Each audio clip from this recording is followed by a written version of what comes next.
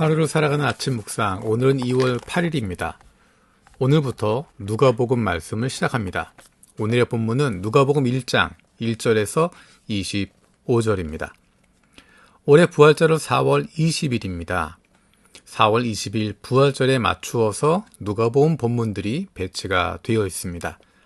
오늘 시작해서 4월 22일에 누가복음 묵상이 끝나게 됩니다. 오늘부터 2달 반 동안 누가복음 말씀을 통해서 이 땅에 인간의 몸으로 오신 예수님을, 우리를 위해 모든 것을 내어주시는 그 예수님을 깊게 만날 수 있는 은혜가 있기를 기대합니다. 아침 묵상을 나누면서는 시간 때문에 몇 구절, 짧은 구절을 읽고 있지만 여러분들은 꼭 본문 전체를 읽으시기 바랍니다. 오늘은 누가복음 1장 1절에서 4절 말씀을 읽겠습니다. 우리 중에 이루어진 사실에 대하여 처음부터 목격자와 말씀에 일꾼된 자들이 전하여 준 그대로 내력을 저술하려고 붓을 든 사람이 많은지라.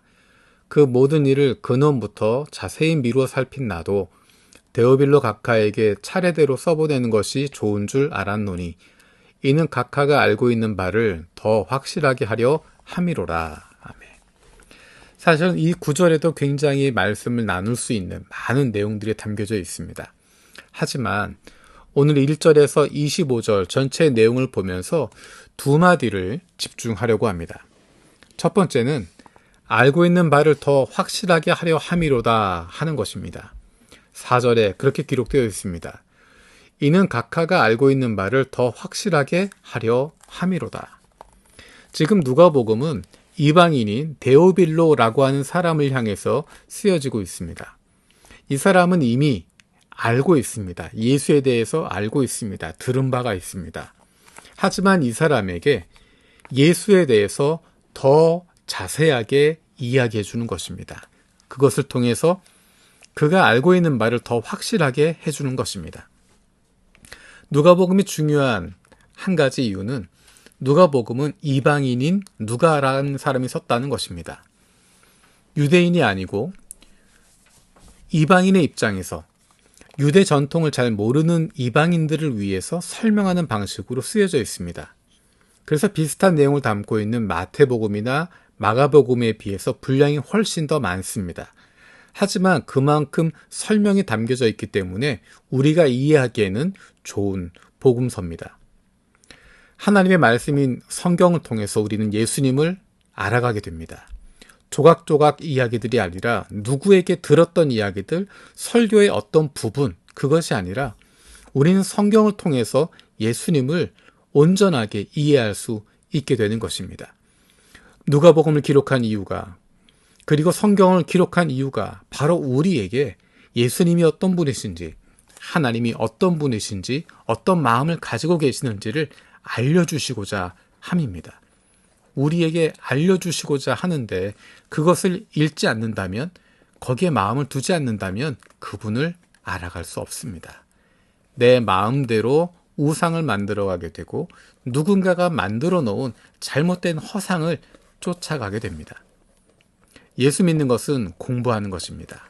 성경을 주셨습니다. 성경책을 읽어야 됩니다. 그것을 통해서 만나게 되는 것입니다. 두 번째 구절은 근원부터 살폈다라고 이야기하는 것입니다. 3절에 보면 모든 일을 근원부터 자세히 미루어 살핀 나도라고 이야기합니다. 예수 사건에 대해서, 예수에 대해서 이야기하면서 그 근원부터 내가 자세히 살폈는데 라고 이야기하면서 이야기를 쓰고 있습니다. 그 시작이 5절부터 나오는 내용입니다. 1장 5절부터 내용은 세례 요한에 대한 이야기입니다. 왜 세례 요한부터 시작했을까? 17절에 이렇게 되어 있습니다. 그가 또 엘리야의 심령과 능력으로 주 앞에 먼저 와서 아버지의 마음을 자식에게 거스르는 자를 위해 의인의 슬기에 돌아오게 하고 주를 위하여 세운 백성을 준비하리라. 세례 요한을 이야기하면서 그가 엘리야의 심령을 가질 것이다 라고 이야기합니다. 세례 요한을 엘리야라고 이야기하는 것입니다. 이 이야기는 구약 성경의 마지막 책인 말라기의 약속에 나오는 것입니다.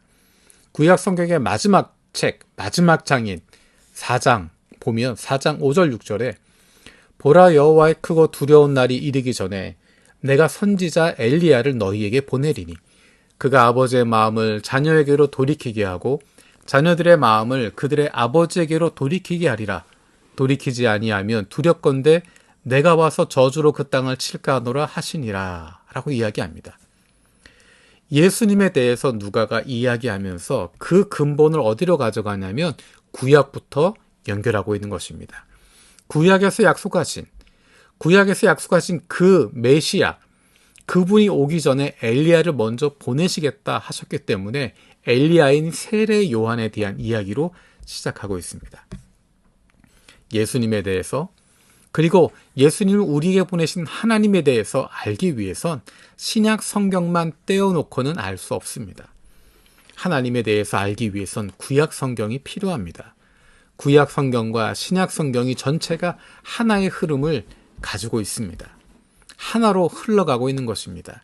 그래서 우리가 구약 성경을 읽어야 하는 것입니다.